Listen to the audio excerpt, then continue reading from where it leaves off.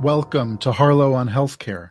I'm David Harlow, and I invite you to join me by my virtual hearth as I sit down with healthcare leaders to discuss building the future of healthcare. Today, my guest is Scott McFarland. Scott is president of HealthBI, where he leads the organization's health information technology platforms and contact center solutions for providers, payers, and payviders. He has held leadership positions at other healthcare organizations as well, focusing on health plan functions, and is a recovering attorney. Welcome, Scott, and thanks for joining us. Thank you, David. I appreciate the recovering attorney remark. It feels great to be recovering. Oh, good. I hope that's going well for you.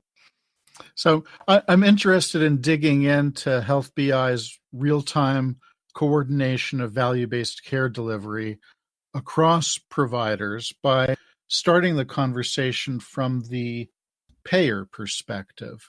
I'm wondering if you can speak a little bit to the value-based care proposition from the payer perspective, and then we can get into where HealthBI fits in there. Absolutely. The payer perspective is one that is, I think, often unrepresented in the conversation. Certainly, we know that quality and outcomes for populations and individuals, more of the accountability and or risk, if you want to call it that, the financial risk, is being pushed down to the provider level. That's something that's been widely reported on and widely observed, and is picking up steam, if you will, in the market mix.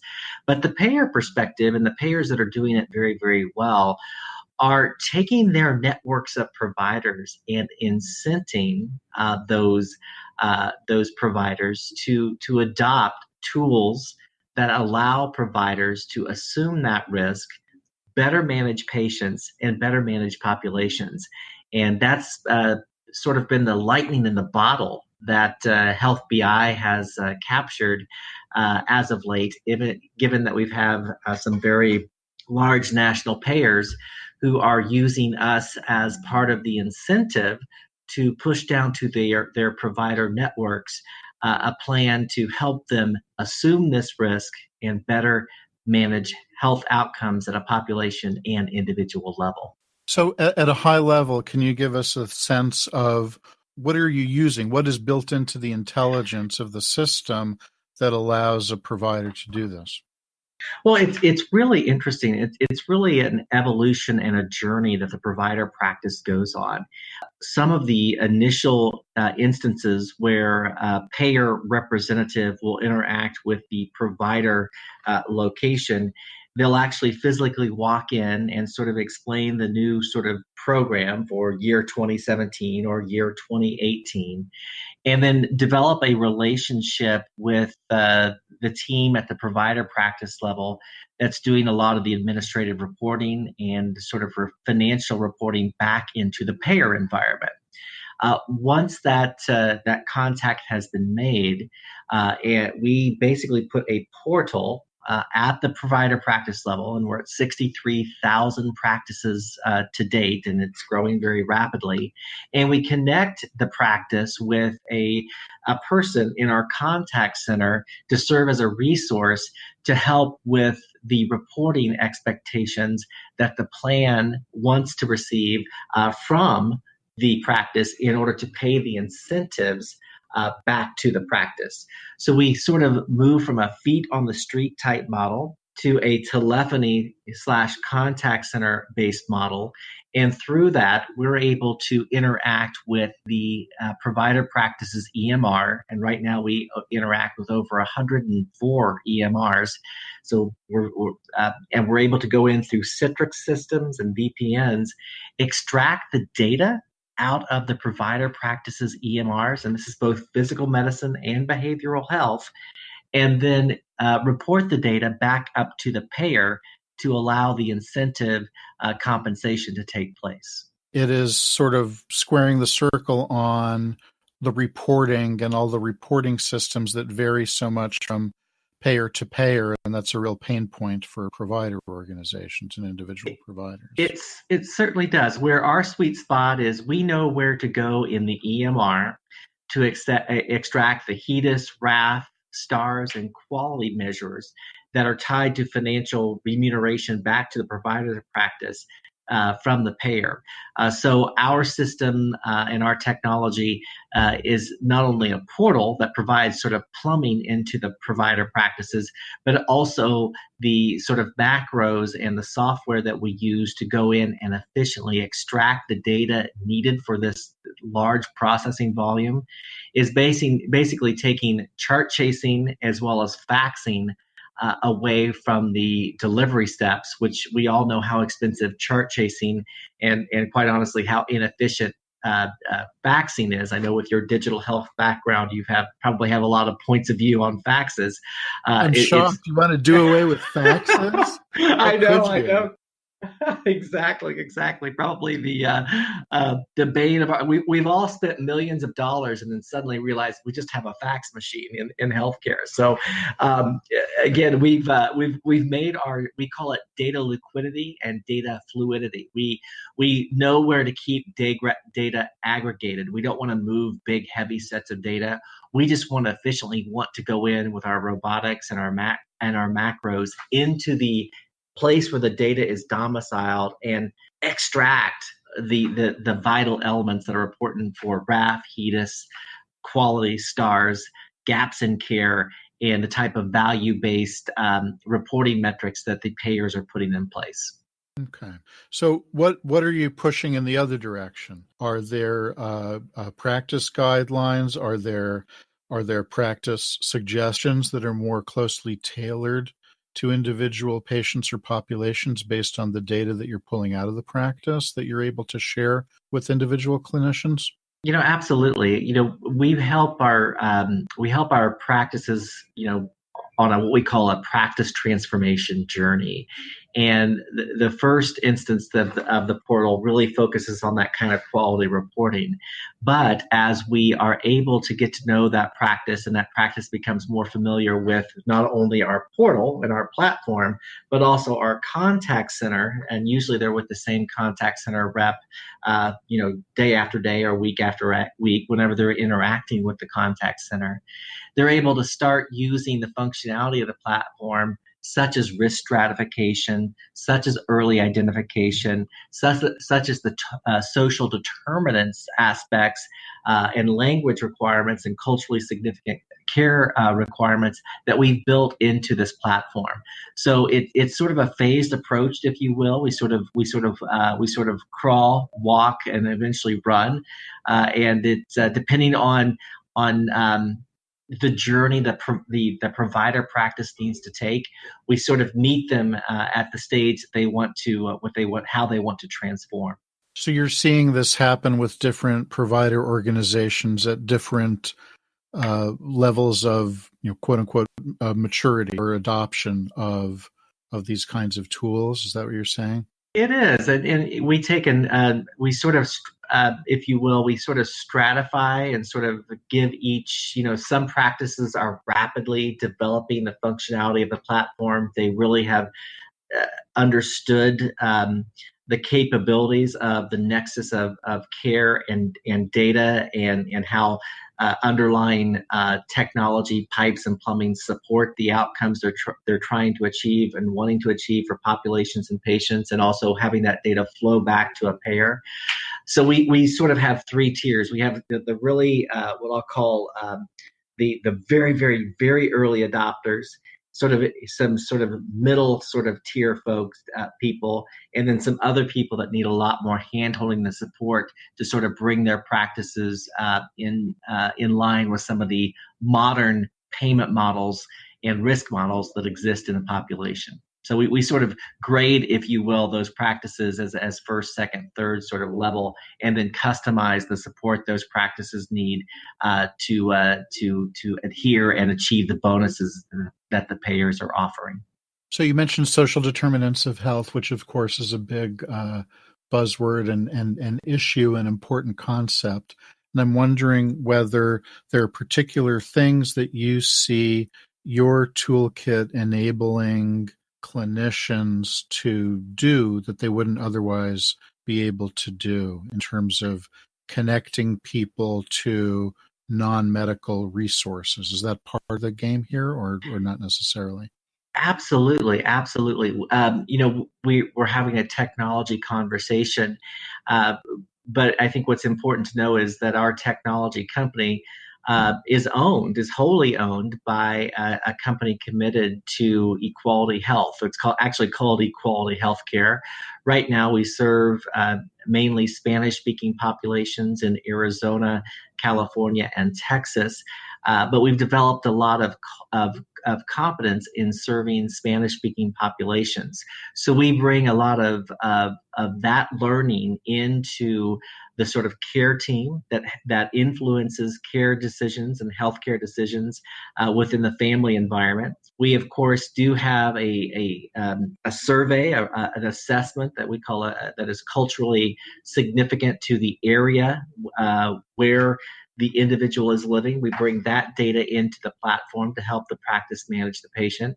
And then, of course, the vast array of public health resources and social resources that are available in various communities in which we operate and support provider practices at.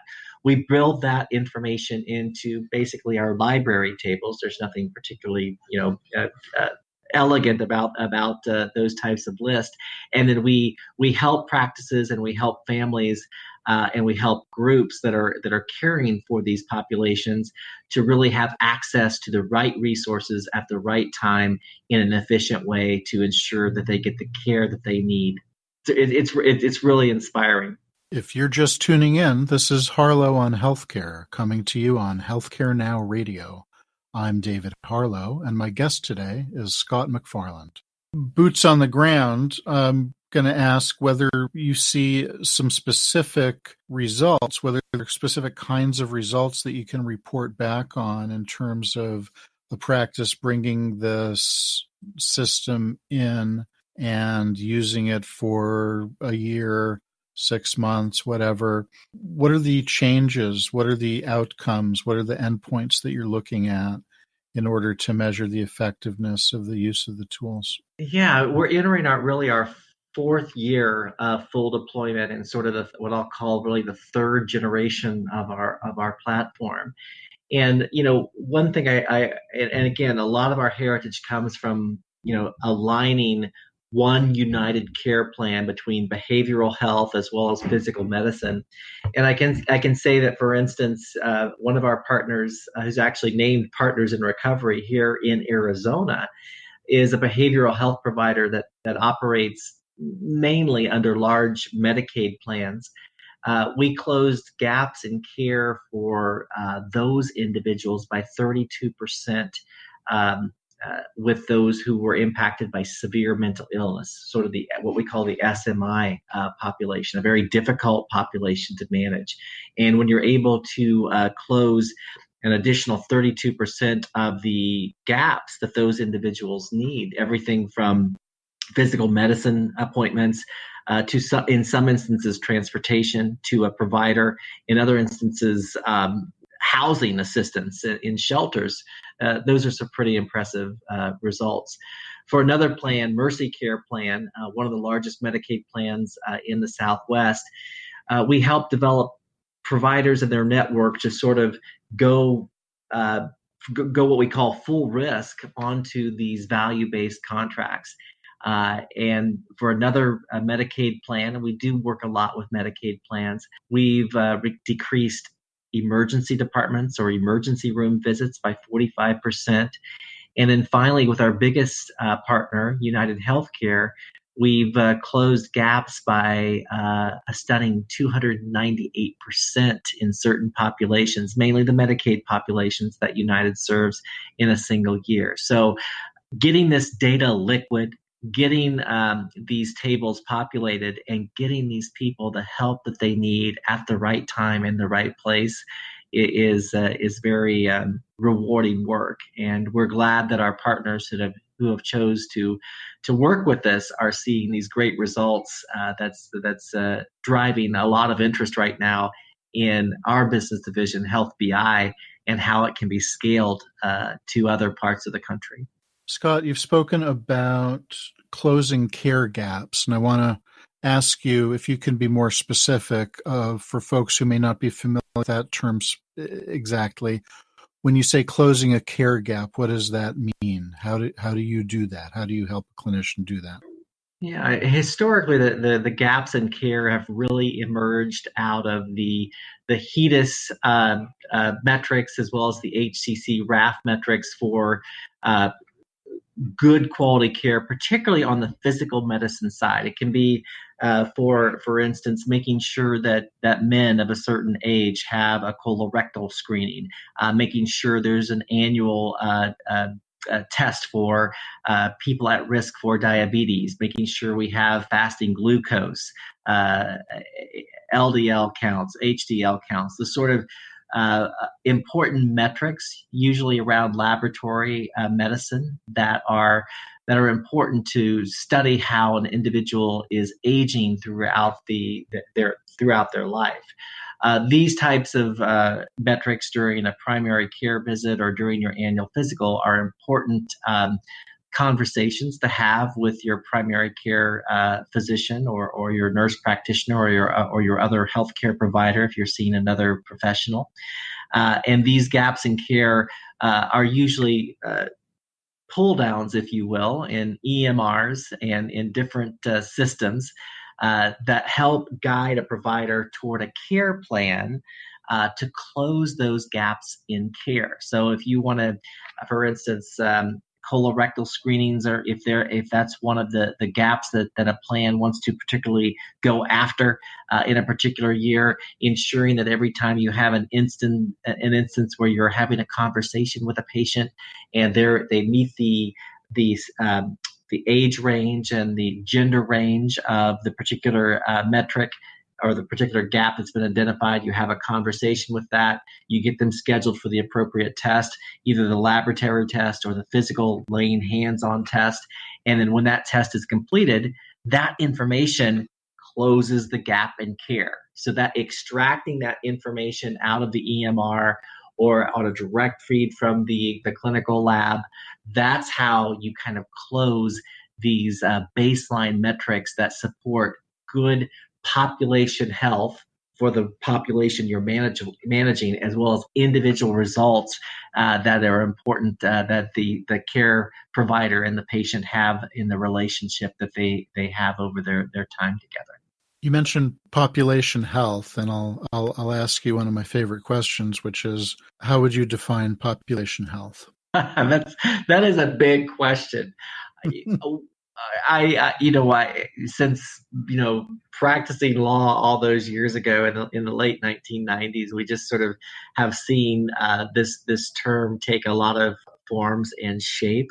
But I think at the end of the day, great population health is defined by connecting people with resources for healthy living, not just great access to a physician or great access to provider facilities like hospitals, but also ensuring that they have the sort of public health and social services that are amplified in being part of a community and being part of state-supported healthcare. It varies from state to state, but I see it basically, David, at the end of the day, being great population health is defined by connecting people with resources for healthy living.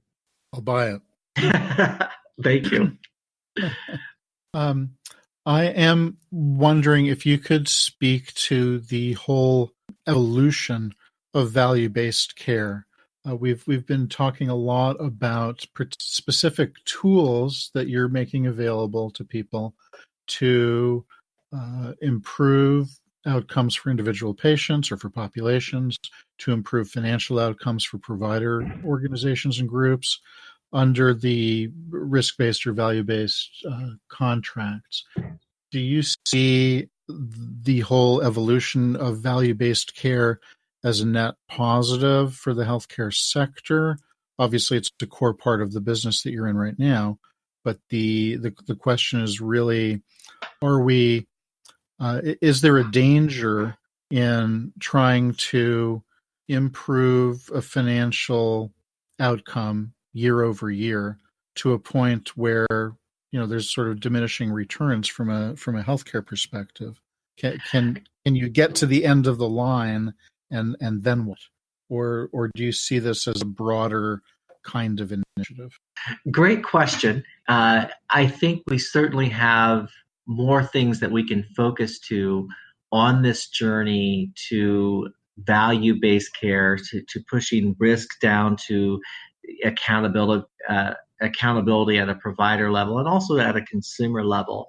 I was struck that minutes before we began having the conversation, there was an announcement of three very large non-healthcare payers, Amazon, Berkshire Hathaway, and JP Morgan Chase, you sort of coming together to sort of tackle taking cost out of the U.S. healthcare delivery system. So good, bad, or indifferent, I think there is going to have to be a financial component, like a financial scorecard, if you will, that is going to help inform the public policy decisions that our policymakers will be deciding on and probably over the next 10 years. But I think you're going to see a lot more innovation. And I think you're going to see more expedited approach to some of these scorecards that do include financial metrics so that we can take out inefficiency and have some cost avoidance in the delivery of healthcare. No one wants to impact the physician, or I should say that the care team patient relationship. I think that's absolutely key for good, effective, engaged healthcare.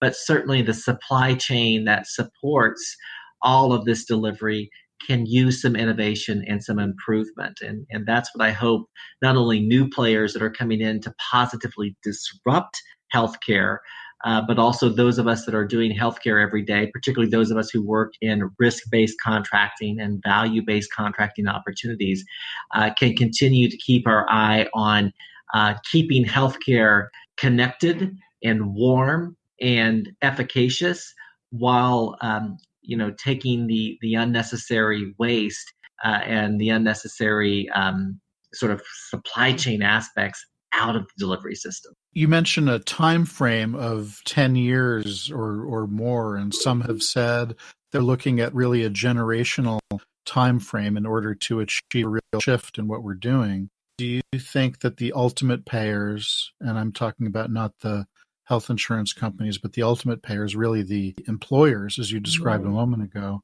do you see them as having the patience to wait for a decade or more in order to see the real payback for the kinds of investment we're asking them to make today? I do. I see, obviously, the public-private partnership evolutions that are going to have to occur to innovate in this space are going to be interesting to watch. I hearken back to a very successful delivery system, Kaiser Permanente, that we have here in many parts of the country. It began as a shipbuilding company. Shipyards, I think in Oakland, California is where they were based. And so I'm excited to see banking, particularly JP Morgan as an example, banking partners enter into the mix. Companies like Amazon, new companies, combined with sort of holding companies like Berkshire Hathaway to really come in and begin to figure out models and challenge the status quo. I think that's going to expedite the change that has to occur in delivery. I just don't think our economy and its gross national product can support a spend of 24-25% being dedicated to healthcare. We need to keep focused on lowering that. And the banking industry does such a good job with data, with moving important secure transactions on a second-by-second basis. I think having these entrants come in and be a catalyst for all of us to improve healthcare delivery is exciting. Will it take a generation? I've spent 25 years in healthcare, and I'm sure you have as many, if not more, than me. I've seen some pretty significant change. Consumerism has not been the holy grail that all of us thought it would be, but I do see important steps, even with the Medicare for All conversation that's happening with public policymakers. I think we're going to come somewhere in the middle. I think you're going to see a lot more public-private partnerships, develop some models that have true outcomes and sustainable efficacies. And I think that's a great place for all of us to be focused to, is what can be done together with data and people and payers, whether it's a single payer or many payers, to get to a better standard of living for people being served by U.S. healthcare delivery. In closing, wrapping up with a look to the future, I'd like to ask you, if you were to wake up tomorrow and find yourself 5 years in the future, what is one thing in healthcare that you would hope or expect to find has changed drastically?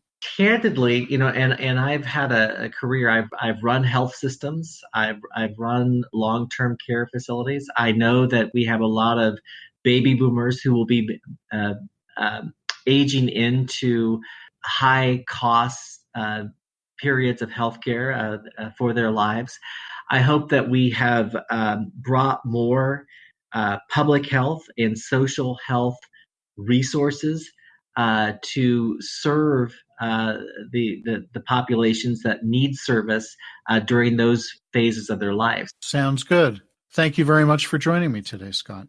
Thank you, David. You have been listening to Harlow on Healthcare. Join us at healthcarenowradio.com. Let's continue the conversation on building the future of healthcare together at #HarlowOnHC.